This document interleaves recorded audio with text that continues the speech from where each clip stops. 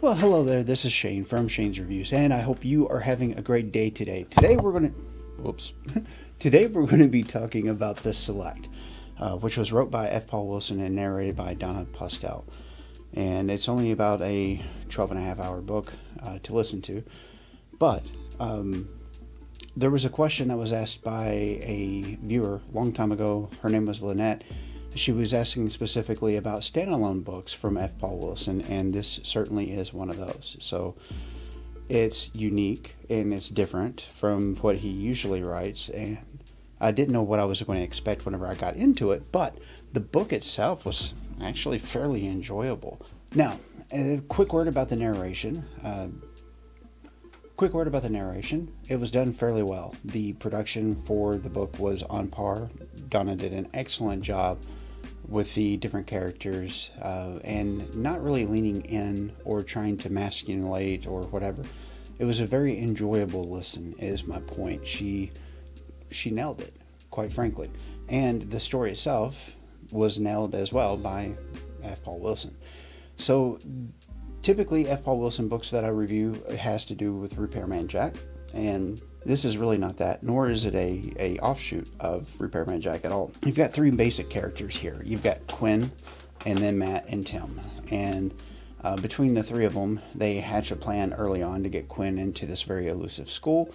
But there's just enough sci-fi in here for the technology aspects of things that it makes it interesting. The whole way the school is set up is they get doctors, they train them for free, and then once you complete, then whenever you need a referral, then these doctors do all the referrals. There's no question in America about how that works. So essentially doctors, of course, are the front line and the ones that usually prescribe things. So throughout the book, there's this cadence, this rhythm, where every so often it's like there's this informational blurb about a particular medicine that this company has come out with and how well it's doing. And that has to do with how many doctors they've trained and how many doctors are giving those referrals to just only the medicines that come from the place that they were trained at. So, there's a morality question about that. But the bigger morality questions is, how do they have that influence over the doctors? And that's where it actually gets fairly interesting. There's these things that they put in the headboards of the students that will allow them to kind of manipulate the brain, as it were, so that they are primed whenever they get out into the world to make those referrals or send people to the institutes for experimentation, so on and so forth.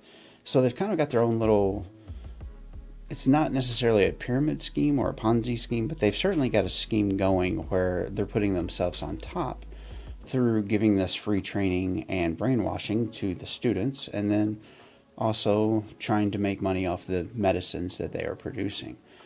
Now, the crux of the matter is that only particular people are able to receive these signals while they are asleep or whatnot. And Quinn is certainly not one of them. In fact, there's a scene in the beginning of the book where there's three questions that just is testing to see if the people are subject to this technology. And if they are, then they get in, even if they're not the best candidate. And so she gets to that point in the test and she doesn't know the answers, but of course Tim does. And Tim fills a couple of those in, but leaves the third one blank, which starts the whole thing. If it hadn't been for that, then our main character, Quinn, wouldn't have gotten into such a situation, nor would have Tim. Tim has got a eidetic memory, so anything that he sees, he can remember.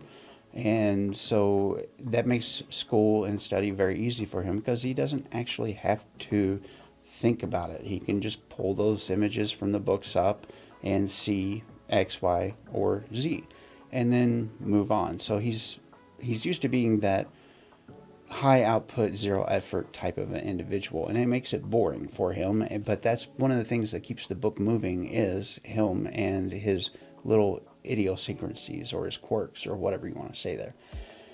I incredibly recommend reading this book if you want something that's a little bit serious, but it's got a lot of comedic relief in it. If you want to see a couple of students get in over their heads because of what's going on and accidentally breaking it wide open, because that wasn't really what they were trying to do.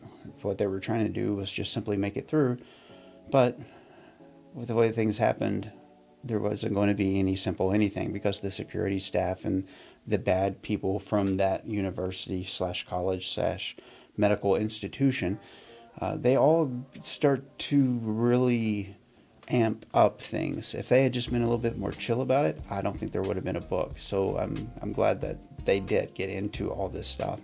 And that was a backstory to it as well, was, how many of the people that were at this medical institute knew what was going on? The answer is very few. But you've got your good people, you've got your bad people.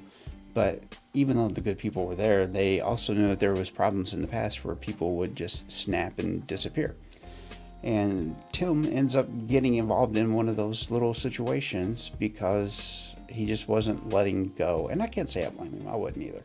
But the long of the short is, with all the details that are in this book for the characters themselves, it kind of made it a little bit more fanciful, but fascinating as well. And I highly enjoyed that. So I'm going to ask the question, is it worth your time, efforts, and energies? It most certainly is. It's a good read. I think I've already gone through it like 4 times this week.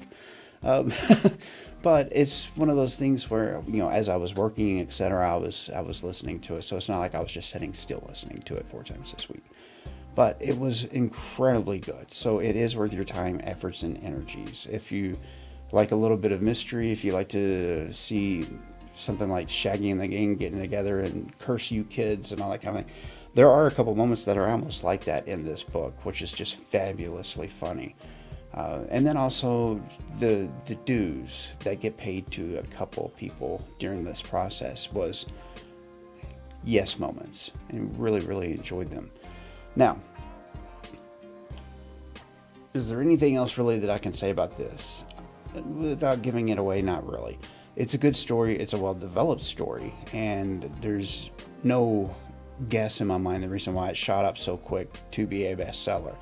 So congratulations to F. Paul Wilson for delivering yet again. Thank you for a wonderful book and a wonderful story, wonderful characters, and a very unique way of getting 2 people that really wouldn't hook up to be hooked up. It was pretty well done. So again, the name of the book was The Select, which was wrote by F. Paul Wilson. I would highly encourage checking it out. I'm not sure which one of these videos that are coming in you would pick, but if you happen to pick that one up there, I will see you in the next video. Have a wonderful week. I know that Christmas time and holiday stuff is going on, and I'm going to keep my invitation open. If anybody needs to talk about stuff, feel free to do it in the comments. I've been watching those come in, and a couple of them were very heart-touching, so thank you for those.